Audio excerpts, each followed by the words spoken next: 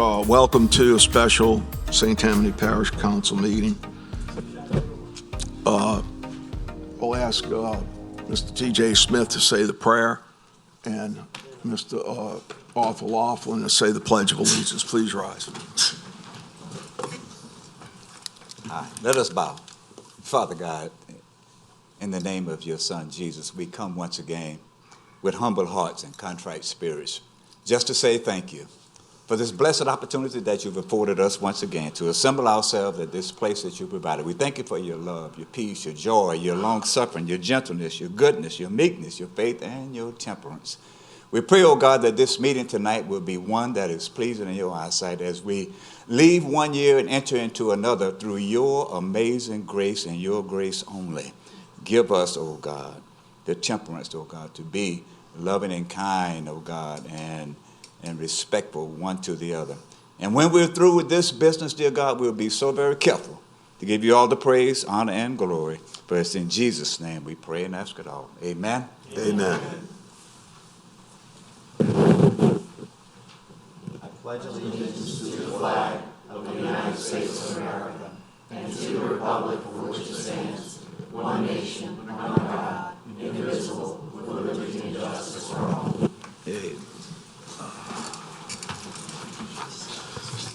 Ms. Katrina, please call the roll. Mr. Dean? I'm here. Mr. Fitzgerald? Ms. Casamar? Here. Mr. Lorino? Mr. Toledano? Present. Ms. Tanner? Here. Mr. Davis? Here. Mr. Canulet?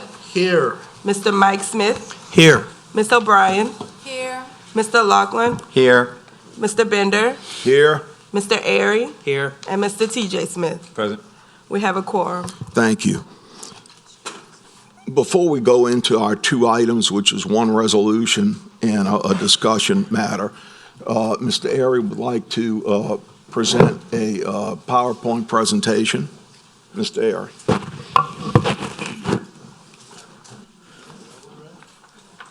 Yes.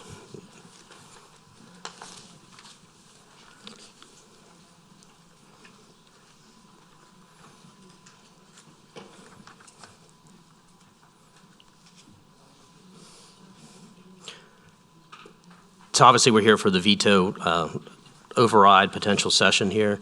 I think one thing to keep in mind is there's two basic budgets. There's an operating budget and the capital budget. The operating budget, we largely passed that with very few modifications to it, and there was no veto of that. And for the capital budget, there was a significant number of items that we did not also have any issue with and put in there, even as I said at the bottom of this. We gave significant latitude to the parish president's office in the budget matters. But we have a duty as a parish council to ask for reports, and frankly the law requires those before we can vote on things. So go to the next slide. The budget timeline is that at the September meeting, September 29th, we received the budget for the first time, and there had been no meetings with us beforehand. We got the roughly 2-inch thick budget that evening and had to introduce it that evening to keep in line with the timeline that the parish charter provides. So if somebody went in there and asked a question about it, I probably didn't really know a whole lot about it because I hadn't had a chance to look at it or hadn't been briefed on certainly any of the big ticket items in there. We had budget hearings on October 11th and 13th, about 2 weeks later, and we had supplemental information that we requested. Some of those requests we received, some of those we did not. We introduced some amendments at the 2023 budget at the regular meeting December 1st and adopted a special meeting on December 8th to include additional district funds as well as remove certain projects from the budget. Those were vetoed. We still have certain questions about some of those big ticket items, which we'll go into in a little bit, although we just had some meetings today and we are a little bit further along in understanding the best way to go forward with that. So go to the next slide. The first veto is a funding from the sales tax District 3. The sales tax District 3 projections for 2023 provided that there's a justification for an increase in the district funds, which can be done without harming any other projects, simply because since COVID, our sales tax numbers have been up, I think, probably over 50% since before the pandemic happened. And that formula is an equitable formula. It's based on population, linear square foot of the parish roads per district. So that means that it's basically a way, just because maybe some districts have or have a disproportionate amount of sales tax revenue generated in them, that doesn't mean the places in North Louisiana don't get any of the roads done, because they don't have, we don't allocate the sales tax district fund based on where the money comes from. It's split parish-wide for the district projects. And for anything on the district capital account, there has to be we generally meet with Public Works. There's already plans for already roads identified on our 5-year plans that we take from and use as budget money comes in. But any of those budget amendments, they'll be on the agenda, they'll be introduced, and then they'll be voted on. So there certainly will be public hearings and public notice of that. So the veto also involves funding for projects where we had some questions. Obviously, the Mandeville bypass, we go to the next slide. It was asked for $24.5 million. I think, to be clear, the project's not ready to go out for bid. It's only about 80% ready. There's $3 million right now that remains budgeted to complete plans, purchase property, and get permits. And one of the things that struck us with this is the math really didn't work out to get $24.5 million, because including prior budget, there was $1.7 million, and there was also $5.7 million earmarked in 2001 for the district capital, or for capital outlay match. So it basically overfunded the project by that $5.7 million because it wasn't included in there. So right off the bat, that sort of struck us as we couldn't understand why the numbers were like that. In further looking at it, there's no state DOT HQ or federal highway approval of the roundabouts, and these are state roads, so we can't enter onto their roads without their permission. Not all the right-of-ways have even been secured.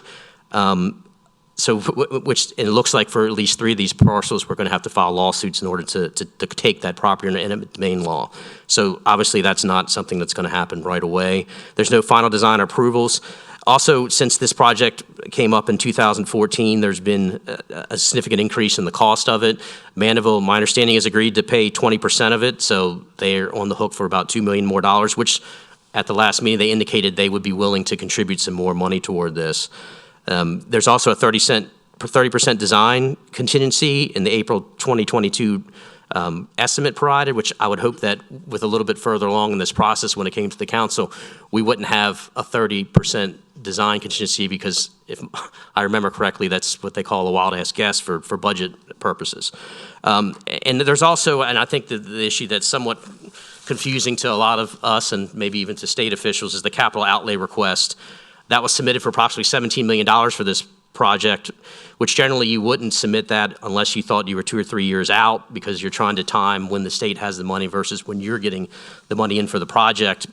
And I get we could maybe fund the project and then hope we get the money in, but it seems like to me, if we're going to make the plunge to fund this project, then we should have just put the $17 million to other things that were a little less further along than this, and broken it up and hope that maybe we got one of many instead of one big one where there's already funding in place for it.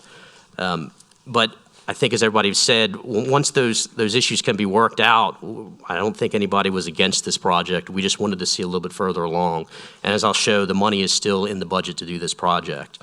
The comprehensive drainage plan, we talked with Daniel today about it, the incoming vice chair and I, and it's very confusing because we budgeted $900,000. There's $580,000 left for it, but it's been broken up into tasks 1 and 2, not phases 1 and 2, and it's somewhat confusing. But there's really only $50,000 that's needed to get phase 1, and $250,000 for phase 2, which would be the $300,000. But we haven't got a work product yet from this, and it would kind of be nice before we vote more money of the $900,000 to at least see what we got for the first $900,000 that we voted. So we're hoping we can resolve that with Daniel and get something in writing so we can see what almost $1 million of taxpayer money went for before we give more money. Moving to the next item, the Trace bridges. There's over $6 million requested to replace bridges on the Trace. There's some conflicting information that we were provided versus the engineers. For repairing is the most cost-effective for these basically pedestrian bridges, which is about 1/3 of the replacement costs.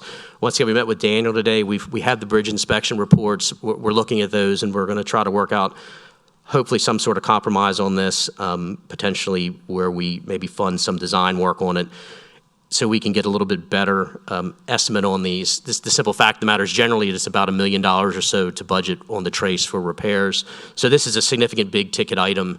I know a lot of people enjoy it, but I know also a lot of people like to see roads and bridges and drainage done as well. So I think we need to be very open with why we're doing this, how we're doing this, and what the designs are going to be, as well as if there's any way to maybe make these designs to improve the marketability of the trace, whether that's through making them so people can take their pictures on them, Instagram them, make special railings, whatever. But if we're going to be spending this kind of money on it, I think we need to make sure we get the most bang for a buck and put us in a position realistically for these types of walking trails to try to make them, to get grant money for that rather than use our road and drainage money for these types of things.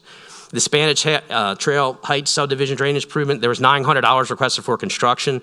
The previous information we had was there's $530,000 for the whole entire project, which included construction. And there, as of the last update we had, there was $448,000 remaining available and unspent. We haven't gotten design for that nor any update for it, and now the project is $1.4 million. So I think you could understand that we're trying to figure out, I understand prices went up and maybe the design changed, but maybe a little bit of heads up on what exactly why that happened and why we have to spend that much more money on this, would be something that the council would like to see. The same thing with the construction of roundabout Emerald Forest and Falconer, $1.5 million.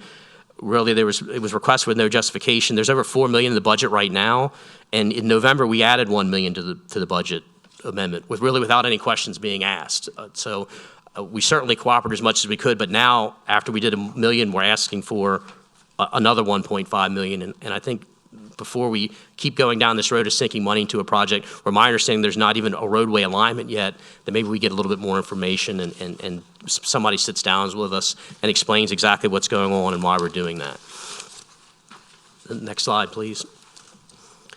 So one of the things that struck us when we were looking through the budget, there was $10.6 million included in the Public Works Maintenance account to do capital projects, and we didn't get notice of this or certainly didn't approve it. And you may say, well, that's not that much money. Well, that was about a five-fold increase over previous years. So it was about $8 million more than what would normally be included.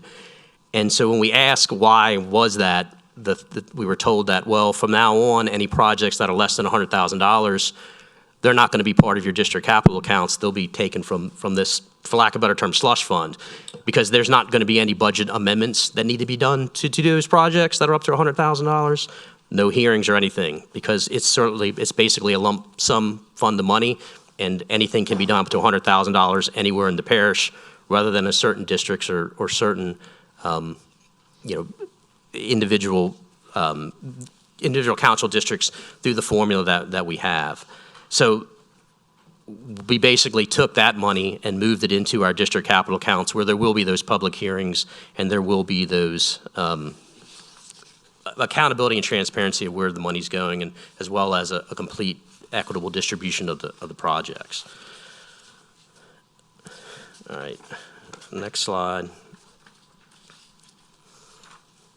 I think this is a little bit just the budget page where we talked about where the $5.7 million was already in this and why it basically overfunded the project as the budget is presented to us right now. So if this veto doesn't pass, there's $5.7 million more in this than even the wild guess estimate of the project is in our budget for this, which certainly doesn't make any sense to me. And then finally, just so we can show that we didn't take this money and hide it or do anything else with it, it's still available to be voted on at an amendment that could be introduced this year. And if you look at the bottom where the green arrow is, it's $52 million. So that's what's provided the administration. That's what the administration provided to us. So certainly, if you take $30 million for these other projects, roughly, you still have $22 million as a surplus. And that includes already moving our $10 million into our district capital accounts. So there's certainly money for the Mandeville bypass when I think there's things that the council's asked for when it gets a little bit more ripe. And whether that's 3 months, 6 months at the end of the year, the money's there. Same thing with the Trace Bridges. So I don't think the council is being unreasonable in asking for those things. I think we're trying to be good stewards of the parish's money, and I think hopefully moving forward, the parish president has committed to a more open relationship with us, and I think we can move these projects forward as well as make sure that everybody knows what's going on when we vote. So that's what I got to say about that. Thanks. Thank you. Thank you, Mr. Airy. Does anyone on the council have any comments, questions on the subject that we just completed? Okay. Anyone from the public? Okay. Seeing none. We'll move to, yes, sir. Sure, I'd like to address. sure. We're on the subject of veto message, veto No, of the, no, we're not on that. we're not on that? I thought we just discussed that. No.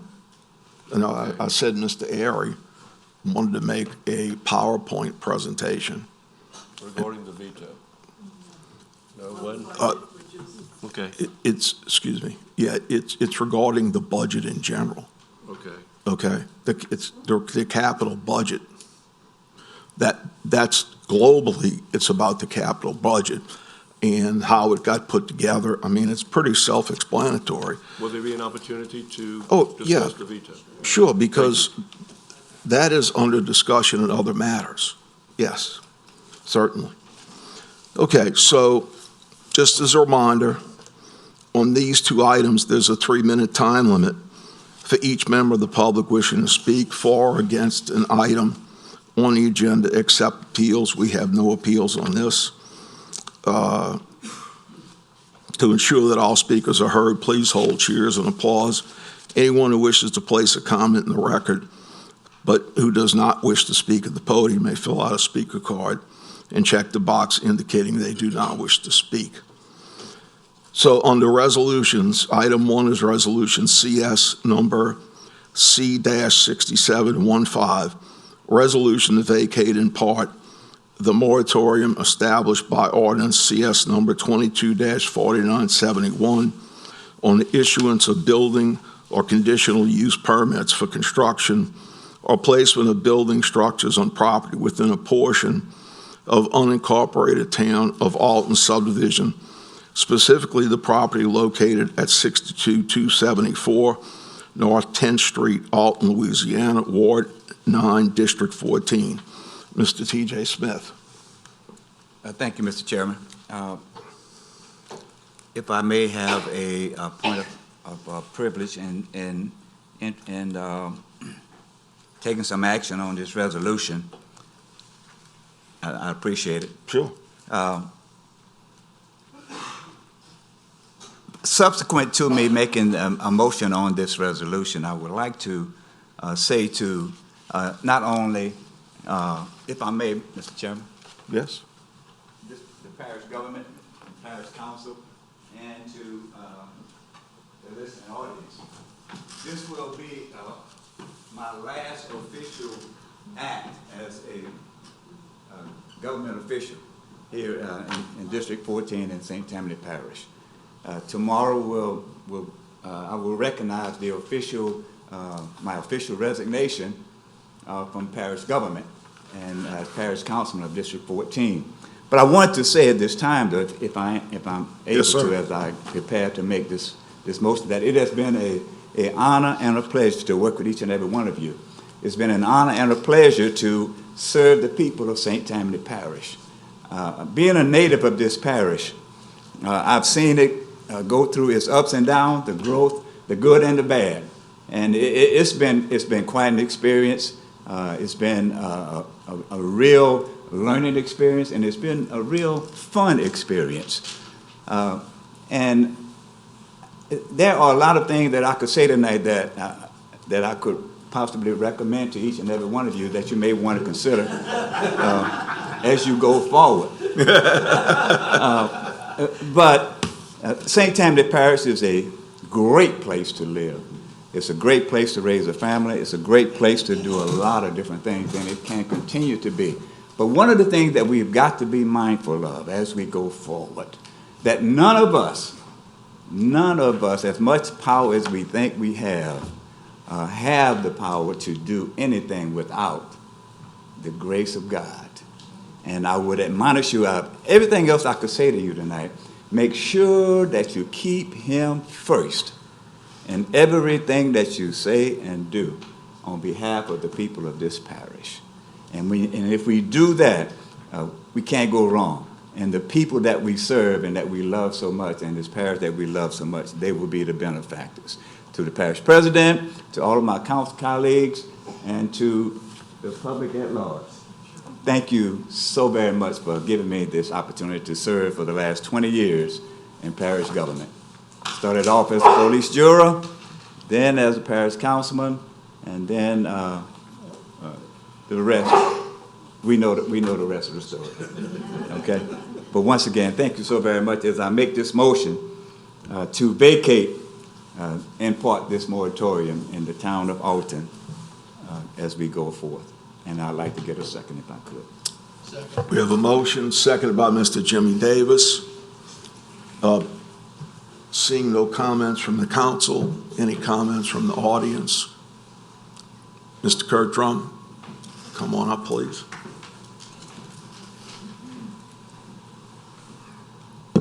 Kirk Drum, 112 Pinehurst Court, Slidell, Louisiana. I would like to say it was a pleasure working with Mr. Smith, but I'm sorry to see him going just because I'm not here anymore. But I'm sure you'll find somebody who can replace him and do as well a job as I'm hoping Mr. Arthur does that's replacing me. Thank you, Mr. Drum. Thank you. Ms. Terry Lewis Stevens.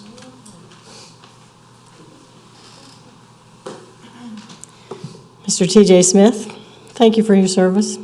You tried. I appreciate that.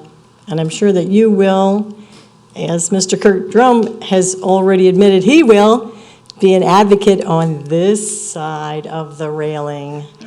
Now that you have done what you have done, and I'm surprised, but I wish you the best, and come on over. Okay. Please vote on the resolution.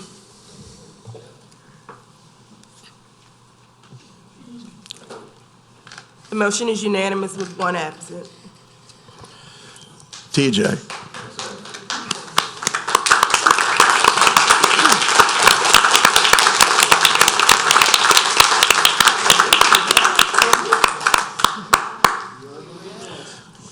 TJ, thank you for your service. I sat next to you a number of our years because 12, 13, 14, Jake and I have sat there and others. Really appreciate your service. I remember many, many issues that you looked at very, very closely, which is what that's what we do. So it's a surprise, but we thank you very, very much. Let's hear from Mr. TJ.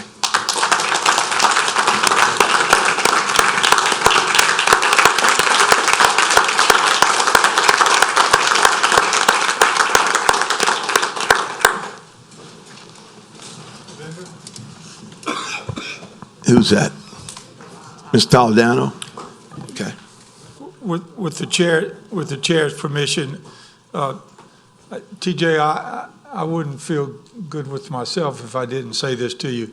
One, that this is a shock, and maybe I'm the only guy at the rodeo who didn't get that in advance. But I want to say to you that as I watched you, both as a friend and as a councilman before I got here, and have had the privilege and the honor to serve, I always admired the way that you presented yourself and how articulate you were. You have been an advocate for people that you represent and causes at times in what I consider to be the most honorable and civil way that you could have done that.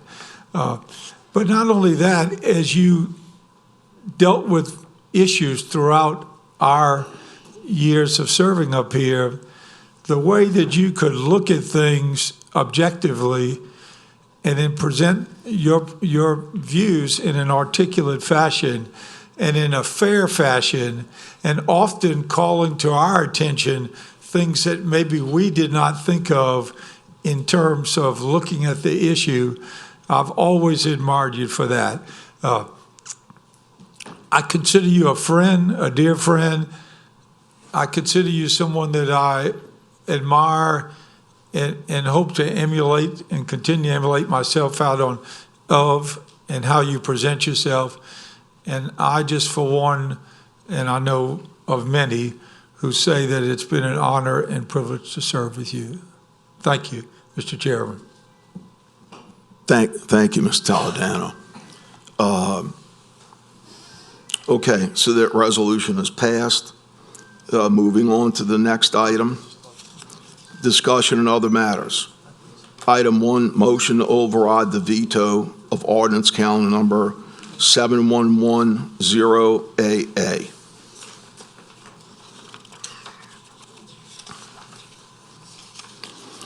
Any council member who wishes to speak, please put your name in the queue. We have a few, how many do we have? 3. Sue want to speak. Okay, we have 2 people that wish to speak. Mr. Jamie Segura. It's Ms. Oh, I'm sorry, ma'am. Miss Jamie Segura. Thank you. Jamie Segura. I live in Covington and been a resident of St. Tammany Parish for a little over 30 years now. Previously lived in Madisonville. I come to these meetings, and I have to say that often I leave rather disappointed. And I have to say my disappointment is because of a couple of different reasons.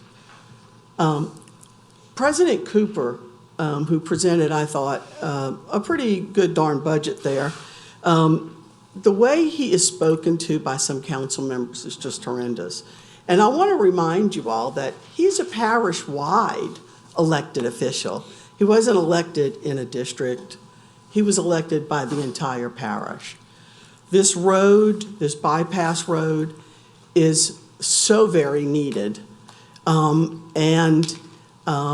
know that there are nuances that are being blamed for trying to defer action on that. But the day that you get every little detail lined up to begin a project, well, it'll be a day like last Friday when we actually thought hell froze over because we lived at 22 degrees all day, which is just absurd here. You know, putting things off down the road since 2014, that's absurd. No business would operate like that. President Cooper is the administrator here. I know that he did a great job as mayor in his previous position, and I know he's doing a great job as parish president. Does he have all the answers? No, but neither does any council member. As far as the trace goes, there is no bigger and better attraction in this area in St. Tammany Parish than the trace. People come from far and wide to bicycle it, to walk it, to explore the woods surrounding the trace, to go into the park.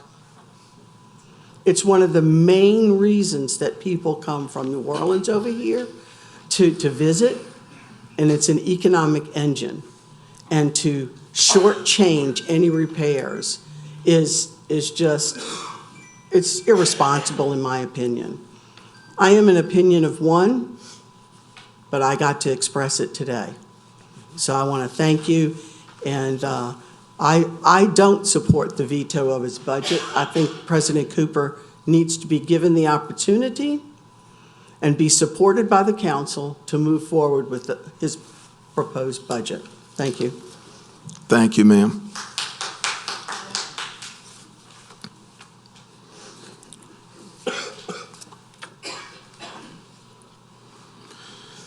Dwight Doskey.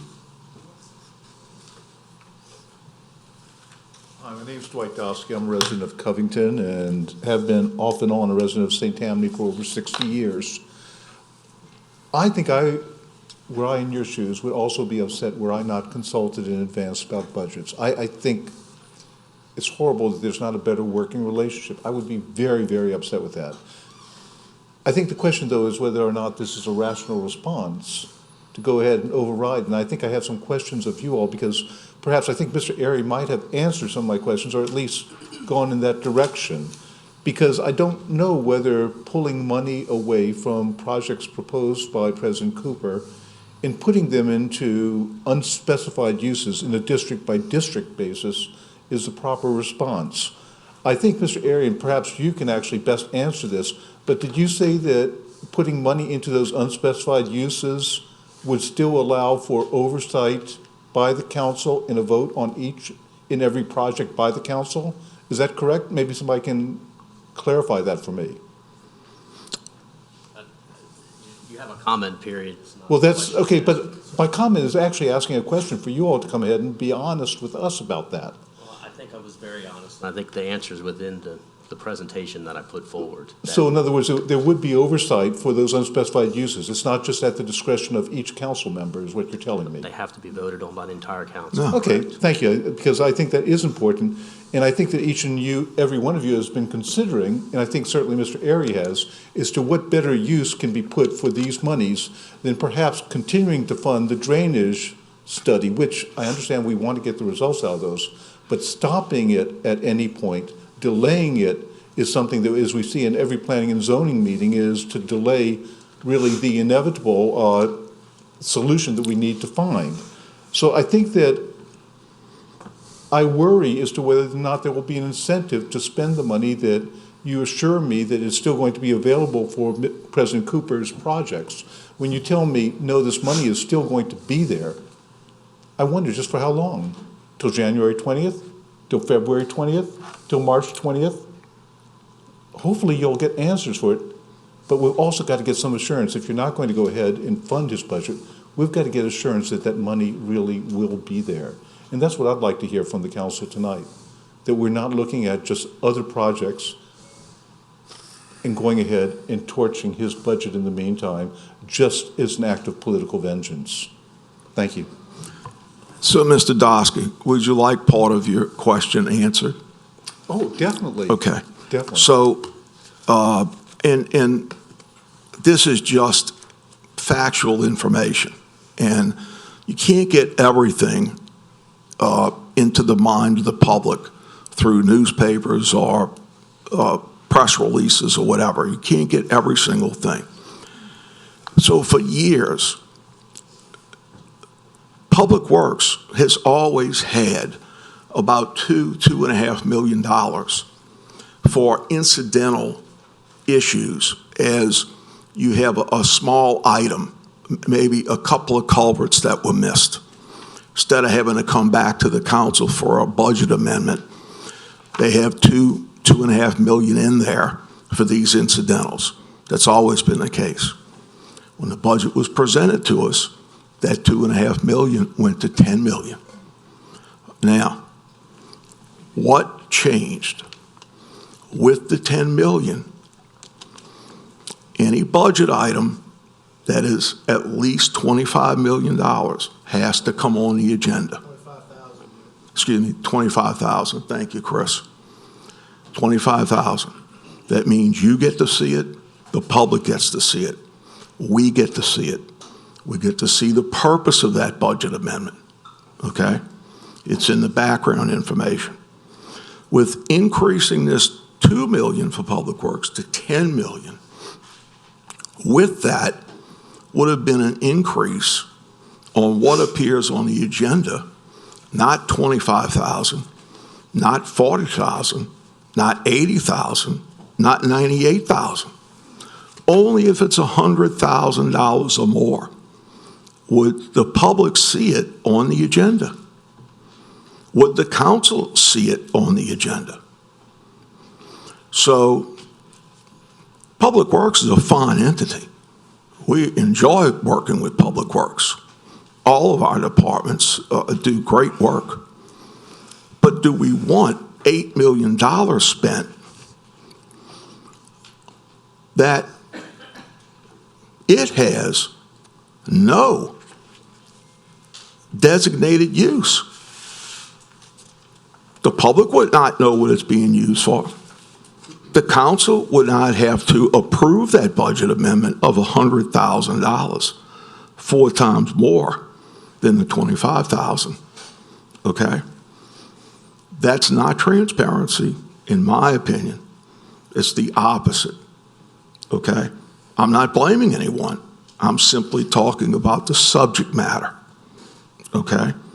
So you give that Thank some you. thought. No, and I appreciate your answer. I did not realize that that was a percentage that triggered, in fact, that by increasing it to 10, it was an automatic increase in the level or decrease in the oversight in terms of the amount that had been. And I do appreciate that. I still do have my concerns about both the drainage plan and about the roads. And I hope that you all can come to some sort of compromise with Mayor Cooper again. Well, the money's not going anywhere.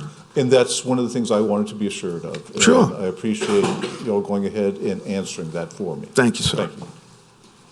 Okay, and that was the last person who wished. I'll fill out a card. Oh, no, that's fine. I'm very curious to know how many of you from September until today reached out to the administration to talk about any of these issues? Because what one person, that's great. But that's not true. Yeah, we've been constantly, through our council administrator, been trying to get information.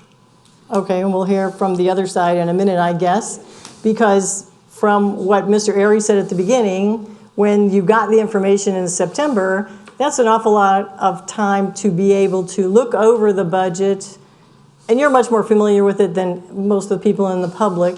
So you're familiar and you know what to look for and you know what to question. So it would only be fair to go back to the administration and try and work out, like Mr. Dosky just said, a compromise. If you've got $2.5 million and $10 million, there's a compromise between those two that could still allow you oversight, but you could achieve both aims.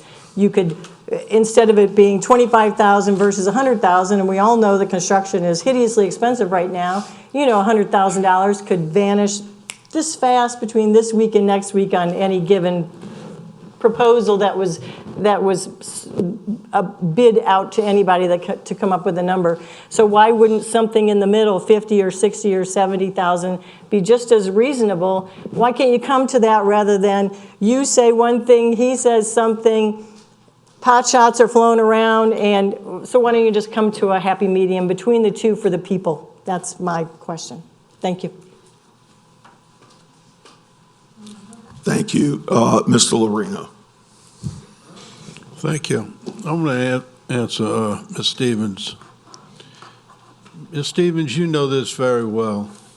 In your business, if you have something going on and you're going to design an architectural project for someone like me, okay, shouldn't we have a discussion between you and myself before you actually give me the plan for that architectural project so that you know what I'm thinking and I know what you're thinking?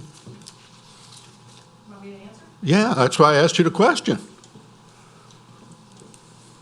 I wasn't speaking for myself because I want to see if you're a good Should've just stayed up architect. here. I want to see if you're a good architect. Well, that's a subjective No, it's not. response No, anyway. Sure it is, sure it is. Okay, let me respond. Wait, It's let not me respond objective. first. It's not objective. I asked you a question like you made a statement here. Subjective, whether I was a good architect or not. Let's go. That's very subjective. Ordinarily, what would happen is there would be a scope of work. You and I would meet, and you'd say, Terry, I'd like you to build me a building, and I'd like it to be on this lot. You don't and I'd have like to it be this answer lot." anymore. You answered it. Let me tell you how Scope you of answered work. my There's question. a scope of You work. answered my question. You used the term meet, M-E-E-T. That is what's lacking here, okay? That's what's lacking. Let me be very specific. We would discuss this. Normally, when we get something, we get it ahead of time. We don't get it the night of the council meeting. It's not my job to run around and chase the parish president and ask him what he's putting on the agenda. It's his job to let the council know, because we're each individuals representing the people of St. Tammany Parish. And both of us need to have knowledge of what's coming out. Not have to find out later, not have to go look at it. We should know ahead of time. I totally agree with you. We should work together. But as I know in life, it takes two to tango. Two, not one. Not one person that I have been told many times since the election when he came in on January 13, 2015. I am parish president. I am parish president. I should have that. I am parish president. That's not the way it should work. It should work. I'm parish president. Can we work on this exactly like you're saying? So that's the problem. And it's portrayed for whatever reason one might want to make, is I'm a poor guy trying to do a job. Well, guess what? We up here are doing the best job that we can, but we need the information on a timely basis so that we can make these decisions, okay? We need to know when the bypass, how it's going. We passed it way back when. You know how much information we received up until tonight? Zero. So when the constituent asks me, how's the drainage study going? What am I supposed to tell them? I don't know. The administration doesn't share it. The bottom line is, we, as Mr. Smith said a few minutes ago, we represent the people of St. Tammany Parish together, not one over the other. And until we, me and the parish president and administration, realize that, because I'm not perfect either, but we need to work it together. And we can't just be dictated to because I'm the parish president or I'm the chairman of the council. So thank you, Ms. Stevens, you answered my question. Can I just respond to what you said, though? No, Because you no, weren't talking to me, you were talking to President Cooper right then. No. You weren't talking to me. I'm finished, Mr. But Bender. my Okay. suggestion is that you're this close to one another right now, and you knew the budget was coming out in September, so why would you be surprised when a budget came out in September? Okay, but That's my point. Ms. Stevens, well, I know you're saying no. No, I don't. No, I don't. Yes. But let me add to one thing, if Mr. Airy doesn't mind. Do you mind, Mr. Airy? Do you mind? Mr. Airy, you're welcome to speak. I just want to say that, and I neglected to read this, it was on the slide, but there's actually an ordinance number 2-157, which defines what a capital project is. And so that's not something that really can be changed, at least I would think, by administrative action. I think you would have to look at that ordinance, and that ordinance really defines a capital project as something more than just doing ditches and roads and drainage. I know we probably put a cap of $25,000 on there because that's based on the linear foot and the projects that would fall within that. So I don't think that was something that we could sit and just agree to do that unless we change the ordinance. I don't think that's something that unilateral action of we're just going to raise this to $100,000 or us even agreeing to that without changing that ordinance. So that's really the answer to that question. I had it in the slideshow. I didn't read it. Mr. Dean. Yes, sir. Appreciate it. I'm personally not going to make this, and I don't think anybody really is, making it about Mr. Cooper. I wanted to just clarify a couple of things too, though, about the unidentified funds. Every year, we meet with the public, each one of the council members meet with the Public Works Department. They say, for example, in District 1, I have so much money to spend each year, based on the linear miles, all that kind of stuff.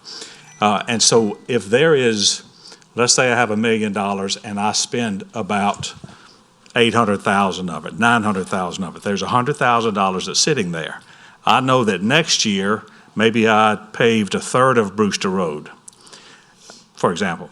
Next year, I'm going to want to pave the other third. So that 100,000 is identified, all right, but it appears to be, so it kind of sits in District 1 capital funds, and that goes pretty much throughout all of the parish, through each one of the districts. So it is, and as I just want to clarify too, as Mr. Bender and Mr. Aries said, we can't spend a penny without bringing it to this, any kind. If you listen to all the council meetings, you're going to see amendments to the budget, you're going to see amendments to whatever, and you got to follow that. But that's what it's all about. If there is an amendment, if I need to take some money from somewhere, or Mr. Cooper, a lot of times if I had that extra money, and I had, back when I had 3 Rivers Road or whatever, I would go to, I guess it was Kevin Davis at the time, say, Kevin, I got this much money in District 1, can you contribute some of your extra money, and then we do something on 3 Rivers Road. So it's not frivolous money that we don't take, we account for everything that's given to us, and it's always a public hearing and discussed up here. So that's all I got. Thanks. Thank you, Mr. Dean. Mr. Davis. Thank you, Chairman Bender. The last 3 years, I've learned a lot in this position from my previous planning and zoning position. We keep talking about transparency and such. I'm not a big, I don't like the word transparency, and I'll tell you why. It's not transparency that gets things done, it's clarity. Clarity from the Harvard Business School is needed more than transparency. So for us to make decisions for our constituents, my 16,800 constituents, we just need to get as much information so we can interpret it. And as an engineer, I may go overboard. I have to admit that. I may go overboard and be a little too anal about it. But sometimes we can't make a decision on what ifs. Now, by reducing the budget or not declaring the budget good as the administration brought, does not mean it's bad. It just means is at this time we weren't prepared to go ahead and grant it. That's all. As the person in District 7 who the Mandible Bypass Road is completely in, I am not going to drop this. This is going to happen. Will it happen this year? I hope so. Who does that depend on? It depends on the administration talking to DOT, administration purchasing those properties, and then let's get this thing going. Now, I can randomly just say, okay, let's give them the money. And that way we're prepared before. The money's going to still be there. That's a fact. So, in essence, transparency and clarity are two different things. And for us to make decisions for everybody, I get constituents calling me, and some constituents call me saying, why do we need so much money for that road? And I try to describe them and say, okay, well, the road's been in plan for this many times. It's going to be a major thoroughfare, and I got people calling me from the Rec District 1 saying, oh, we need this, we need this. Of course we need this for Rec District 1, but we also need it to be able to come off of 1088 and go directly to the state park or go to Safe Haven. There's more reasons to say, okay, let's just prepare, get all this information up, and make a good decision. It's that. Don't take it personally. We're not against Mike Cooper at all. He knows I'm not against him because I was one of the proponents for the moratorium on the resolution for stopping all this progress and density. So again, just don't take it personally and don't try to come back on media accounts and try to say, well, like I told you so. To me, that's not mature. Thank you. Thank you, Mr. Davis. I just want to add a historical fact. And by the way, this is not aimed at President Cooper or the administration. It's just history, and it occurred. Mr. Dean and I came on this council in the same year, Parish Council, 2004. He came from the Covington City Council. I came from the Slidell City Council. This is a simple statement of what works. And I haven't discussed this with Mr. Dean in advance, but let me just say, I don't know how many mayors he served with. I served with 2. And he and I have served with 2 previous parish presidents, and now with President Cooper, a third. That's 5 different administrations. Let me tell you what the history is. On the Slidell City Council under both mayors, different viewpoints. They met through their chief of staff and the mayor with council members a month in advance of providing the budget to the council. Why? And it was a quote that was used in the newspaper. Because you have an opportunity to get on the same page. You have an opportunity to be told in advance, this is what we would like to do. Now, why would you do that?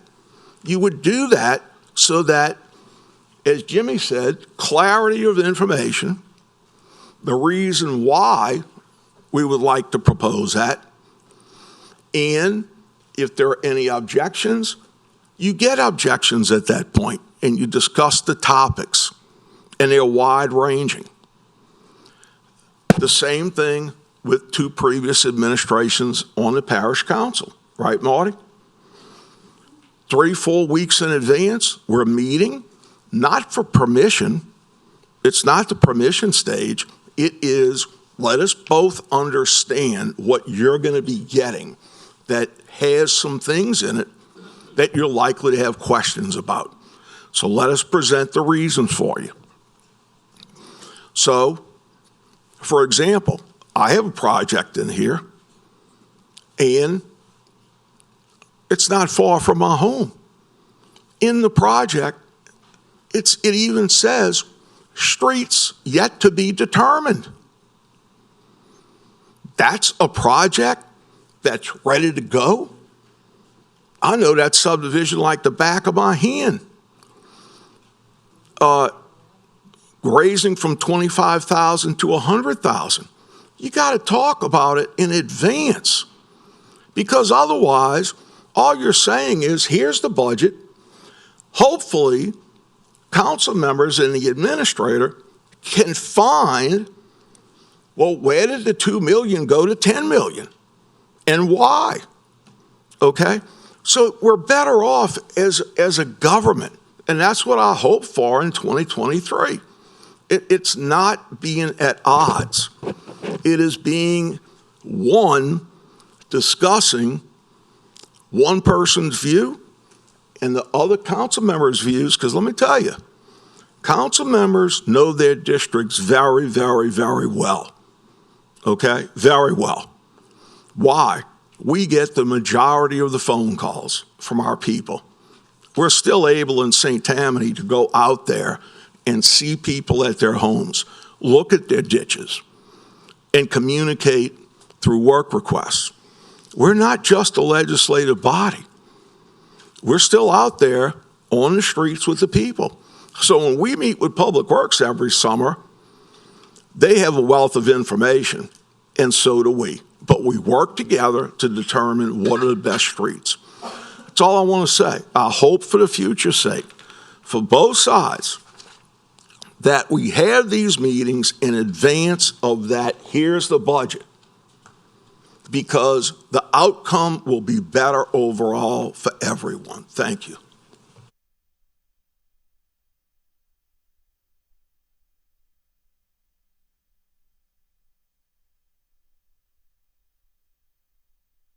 Topic. Yes, sir.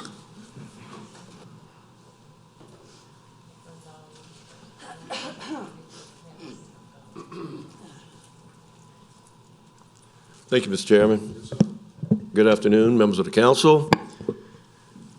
First, I want to welcome Mr. Laughlin. Welcome to filling that seat held by Mr. Stefancic and then Mr. Drum, and welcome.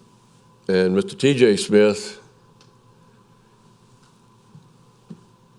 I wish you the best in your retirement, in moving into private life.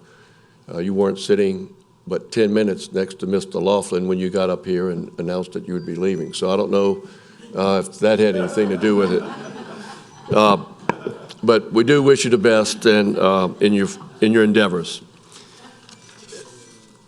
Okay, so the reason we're here is for your consideration to override the veto, the line item veto that I issued on December 19th, as was noted in the PowerPoint. I need to address a couple of things before I get into specifics of the line item veto. And let me address what was spoken about last, and that's basically the Department of Public Works and the monies that were put in the budget, going from $2.5 million to $10 million, more or less, and the reasoning for that. I had been asking all of our departments to find ways of being more efficient, shortening the period of time for getting projects done, and for finding ways to do so. The Department of Public Works, and to cut down the number of budget amendments, to be quite honest. Budget amendments on a monthly basis take time. It slows projects down, particularly the smaller projects, 30,000, 40,000, 50,000, and up to 100,000. So the Department of Public Works, through the director and assistant director, provided a proposal to myself, to the administration, of raising the amount in the capital and the operating budget that is used to fund the projects, particularly the smaller projects that the parish councilmen interact with the barns, the Public Works barns, asking for projects to be done, and the amounts have been escalating, and the budgets are not adequate in order to do those types of projects. So it's not a matter of taking away from the transparency or clarity of these projects, because we have oversight of all the projects we do, whether they're under 25,000 or under 100,000. We have oversight of those projects through Public Works, through our procurement department, through our finance department, through our legal department. We have oversight. So they brought that proposal to us, and in discussions with finance, procurement, it met all the laws. It allowed for projects that mostly you all are generating when you contact the barns and meet with the director of Public Works or the barn leaders, for projects that can be done within 30 days, 45 days, or 60 days, as opposed to 60 to 90 or beyond. That was the purpose of that, to shorten the time. It is in no way meant to be a slush fund, as was described. This money, this allocation is meant to be have oversight, just as the money is now. It was meant to expedite these types of projects. I believe we have included in the budget, or in a budget amendment that will be before you next week, to include that money back. We were hoping to make that clear to the parish council that it will actually expedite those projects. It in no way is meant to, because you're basically the ones who asked for these projects. Our Public Works will meet with you and confer with you about these projects.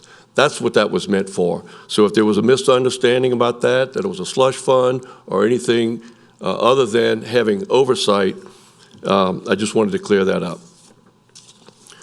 The second thing is, in the presentation, there was just one line that really was brought to my attention, and that the veto message, or the line item veto, also involves funding for projects where significant issues and questions remain.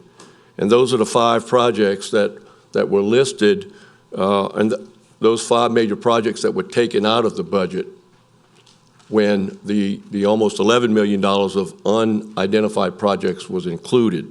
So the veto does not include those 5 major projects. The veto only includes, in no uncertain terms, it includes the line item veto of 14 line items in the budget. And each of those line items, one for each of the council districts, districts 1 through 14, includes a line item veto of unnamed projects, projects to be identified. That's what the veto is. It has nothing to do with the 5 other projects, although I did mention them in the budget, in the veto message, simply because we had notes that some of the money from these projects was being used to fund the projects not yet identified. So the line item veto is for those those unidentified projects only. It totals $10,873,500.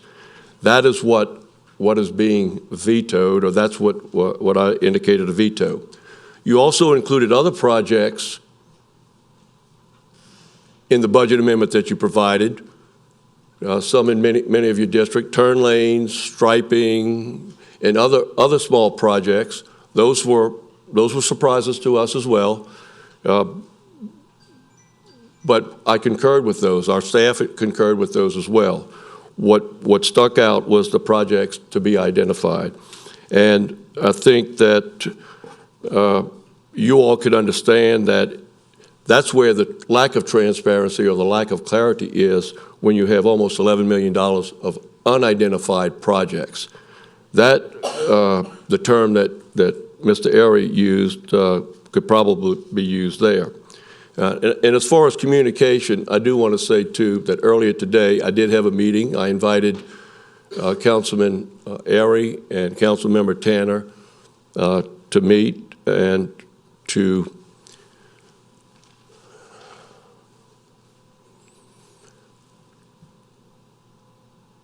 agree to 2023 being a better year, to provide better communication, to provide meetings, communication between us.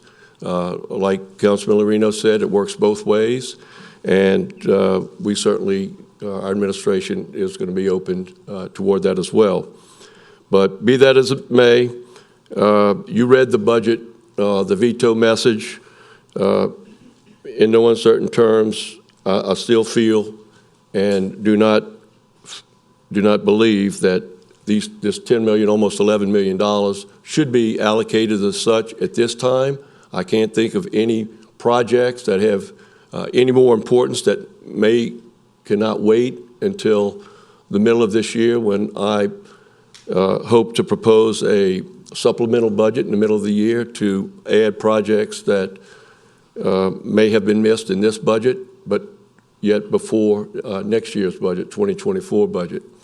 And as you know, it takes, particularly you all working with our Public Works Department and Engineering, it takes 4, 5, 6 months from when you actually start doing your ride-arounds and checking out roads and making a list of roads and making sure it meets and comes within the budget amounts that you have.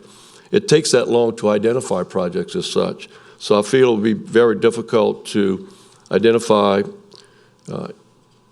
another twice as much as what you've already identified. This is more than twice the $10 million that has already been approved. I think it would be very difficult to approve such at this time. So I'm asking you to uphold the veto, vote to uphold the veto so that we provide better transparency.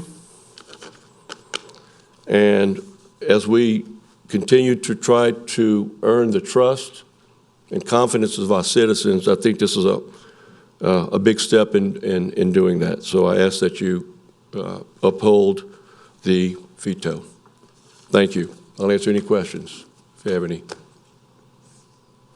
President Cooper, I have a question. And just to hear your analysis of the two of these, okay? So we mentioned earlier, it was mentioned in Mr. Airy's PowerPoint. And again, it's not an issue with any department. It's the subject matter. So the administration goes from 2 million to putting 10 million plus in public works. That extra 8 million is unspecified. You don't know where that money is going to be spent. How is that any different than the council keeping the 8 million in road work that the people of this parish voted for the roads and drainage, by the roads, and renewed? The fact that you're going from 2 million to 10 point something million, it's sitting there, it's completely unspecified. The public doesn't know where it's going. You don't know where it's going. We don't know where it's going. For that matter, Public Works doesn't know where it's going. It's no one's fault. But to say that this is unspecified without calling out this major change, and also being quick, getting quick is fine. But budget amendments, and one of the speakers said, if the $25,000 needs to be raised because of inflation, why wasn't it raised to $35,000 or $40,000? Okay, to expedite things. A jump from $25,000 to $100,000, where it's not on our agenda. The public does not get to see where this $8 million of unspecified money is going to be spent. The council doesn't know where it's going to be spent, because it's our job to approve budget amendments, and just unilaterally decided to move it from us approving 50,000 or 40,000 or a number we could agree on with previous meetings before the budget was presented to us. It's simply like a dictation to us. We're going from 25,000 to 100,000. It won't be on the agenda unless it's over 100,000. It's going to go in Public Works, nothing against them, but that money's unspecified. Well, so is the $2.5 million that's in the operating budget. This is an operating budget as opposed to the capital budget.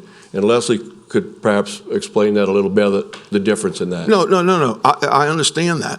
But the point is that it's not specified. Right, You're the operating budget is increasing. not specified. It's being increased to $10 million without any previous knowledge on our part, okay? Yet our roads here, because there's more money and the people dedicated it to the roads and the ancillary drainage, when we put it by the formula, the correct formula, miles of roads, population, it was done fairly. It's there for the people if more roads come up. I really don't see the difference. In fact, I think putting it towards roads is exactly what the people want. I'm not in favor of budget amendments not coming before the council if they're $99,000. That's a move in the wrong direction. Once that comes around, this parish is going to revolt on that, because nobody will know. Nobody will know where's that $99,000 being spent. And that's problematic. It's not a matter of mistrust. It's a matter of why there are two branches of government. So I'm just saying, raising the 10 million, totally unspecified. This 10 million, it might be unspecified right now, but it's allocated in districts by the formula that's been used for years. It's a fair formula, and it can't be used for anything but roads. And that's all I want to say. Thank you. Leslie, did you want? Yes, ma'am. Okay, so Is my mic on? All right, thank you. So just if you don't mind, just an overview of some of the information that's been presented. So with regard to the maintenance budget of $10.5 million that was proposed in the 2023 budget, which we did explain to the council administration that budget did not, maintenance includes, just so you know, vehicle maintenance, equipment maintenance, grounds maintenance, as well as roads and drainage non-capitalized projects. It is for 12 areas, 10 maintenance barns, the fleet maintenance, and for trace maintenance. So that is the $10.5 million, so just so you know. Included in the $10.5 million was $2.7 million of identified roads that were listed in the capital list for the 14 council districts. Those projects that equaled less than $100,000 added to $2.7 million. So that it was part of that $10.5 million. And then there was an increase based on a request from the barns through Jay to finance to increase all of the barn budgets. So this, I guess the $10 million is for all of the barns and fleet and trace maintenance. With regard to the threshold that's being set, so I've been here 20 years and the threshold's been $25,000. And I did read the item that you refer to that defines a capital project, and it does not have a dollar value in there, correct? It only discusses 25, so many feet of road, so many culverts or something like that, which is quite small. So what we did starting last, I guess it was January, February, when Department of Public Works came to us and, same thing, and we've heard council members say it at meetings as well, is that, I can't believe I'm coming back here for a small project for $25,000. I got to get this project done. So we said, let's look at what like-sized governments are doing. This has been $25,000, and there's not a lot of work you can do for $25,000. So my staff went out to East Baton Rouge Parish, Caddo Parish, Terrebonne Parish, Tangipahoa right next to us. Tangipahoa is 1,000, so that's not anything to compare to. But we were comparing, and so in Caddo Parish, their threshold is $200,000. In East Baton Rouge, $100,000. Terrebonne, $100,000. So we're like going, we need to update our threshold. It has been this 20 plus years. And so when we were looking at it, we also did a review of all the projects that were budgeted, every budget amendment and everything for 2021, and took the total number of projects, and then we split them out and said, okay, what was the budget? Less than 25? Because y'all put some things on the budget for less than 25. 25 to 75, 75 to 100, and then over 100. We're trying to figure out where does the number fall out. So originally we were looking at 75,000, going to 75,000, and then there were only 3 more projects that fell between 75 and 100. So it wasn't, I was like going, well, then I think we should go to 100. That was my proposal, because just like I said, we could have gone to 75, but there were only 3 projects that were added to the budget during 2021 that fell between 75 and 100. So anyway, so that's when we decided in finance to set the threshold at $100,000.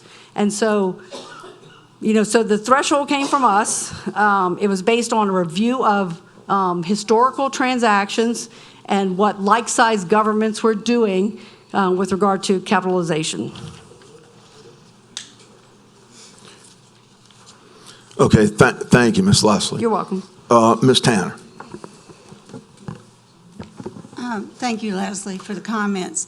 And no disrespect, but that presentation should have been made to the council when questions was asked about this. Now we hear the presentation. We had to ask questions. We couldn't get the answers. We had questions that we're still getting answers. In fact, Ms. Campo and Mr. Airy and I met with Mr. Hill today to look at the projects and come up with language and what's the status and so forth. We also met with President Cooper earlier. We're trying to get a good basis on conversation and so forth. The bottom line on this veto is there is $10 million that can be used. Right now it was unidentified. We moved it into the districts.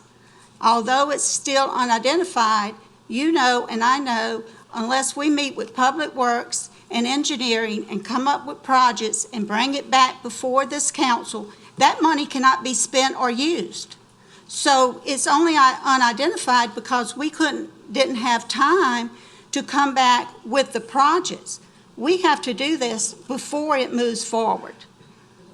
I mean, you know, we are going to identify all this. We just didn't have time. You know, I started to go measure a road myself and take a wild guess, but that's not the way it's done. We have to meet with these people, and then we come back and identify the money that's being placed in each district. And may I say, Public Works and Engineering will give us input where they think that road really needs to be done. We may go out there and look at it. But we have a process on when we put something on the agenda for the districts, that we go ahead and know what the cost is, what it takes to do it, and there's no question on it. And that's all we're asking for now. We will identify these projects. Thank you, Mr. Chairman. Thank you, Ms. Tanner. Mr. Canulette. Yeah, so let me say this. Everyone in the audience, guess what? Y'all are like us. This is, all these explanations you just heard was the first time most of these council members have heard this. I asked the leadership with a real detailed explanation of why we need to do these things, which is very important, and you did a great job. And then here we go, I listened to you, and you go, well, you know, y'all put up 14 projects, and I have no idea what you want to do. Well, that's how we feel. You put all this stuff up, and we know nothing till today is the first time we heard real explanations why we need to bump up some of these limits. We cannot keep getting this information at a veto meeting. This has got to be done before the ordinance, and we can hash all this out. And just so you know, I'm going to tell you, the District 8 projects, well, I'm pretty sure with most of my colleagues, the projects are already identified. They're on a priority list. Your priority list, Jay's got them. The projects are identified. We just go on down. When you fix this one, priority 1's done, you go to priority 2's. We're not making up new roads and new work for you. It's there. It's there right now. And you're right. I mean, we all have to do better communicating. And look, you got to get us the info. Got to get us the info. And I think you'll see it'll be much better for all of the above. And let me say this. I think we've kind of beat this horse to death. I'd like to call for a question. Yeah, and Mr. Canulette, well, excuse me 1 second. I just wanted to let Mr. Canulette know that Mr. Mike Smith was in there. And I'll so, second. okay, and Mr. Airy was in there. Okay, so we call the question. Who made the motion? Mr. Canulette? And the second was Ms. Tanner? Okay. The motion is to override the vetoes? And that's the second. Okay, so a yes vote would be to override, a no vote would be not to override. 10 votes are required, not the normal 8 majority votes. 10 votes are required for an override. Okay, please vote.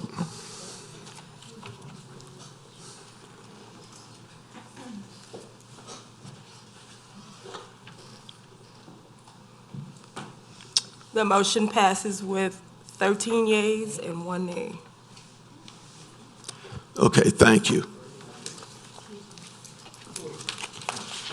Does anybody on my left have any item off the floor that they wish to introduce? Seeing none, anyone to my right? Motion to adjourn. Motion to adjourn. Thank you. This is TJ's resolution that we just did. That way.